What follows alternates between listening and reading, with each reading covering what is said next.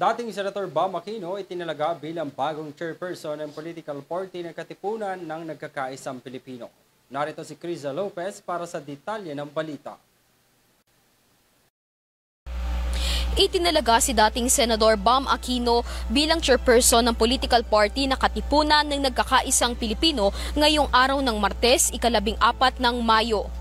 Base sa statement ngayong Martes, inanunsyo ng kampo ni Aquino ang pagkakatalaga ng dating senador sa bagong partido na politika na KANP. Isa sa miyembro ng naturang partido ang human rights lawyer at tumakbong senador sa 8 Derecho slate na si Attorney Chel Jokno.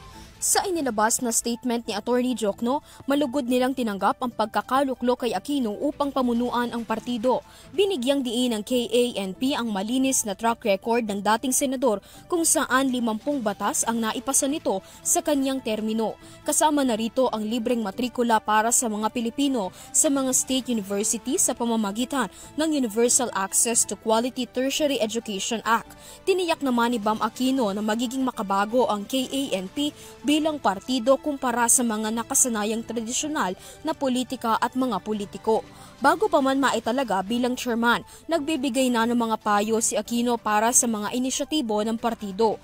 Tumayo rin siya bilang campaign manager ni dating Vice President Leni Robredo noong tumakbo bilang presidente. Sa isang panayam, inanunsyo na rin ng dating senador ang pagbabalik nito sa politika at ang pagtakbo nito sa pwesto sa midterm election sa susunod na taon. Bagamat nakaupo na siya bilang chairman ng KANP, tatakbo sa pwesto si Bam Aquino sa ilalim pa rin ng Liberal Party, kasama ni na KANP member Jokno at dating senador Kiko Pangilinan.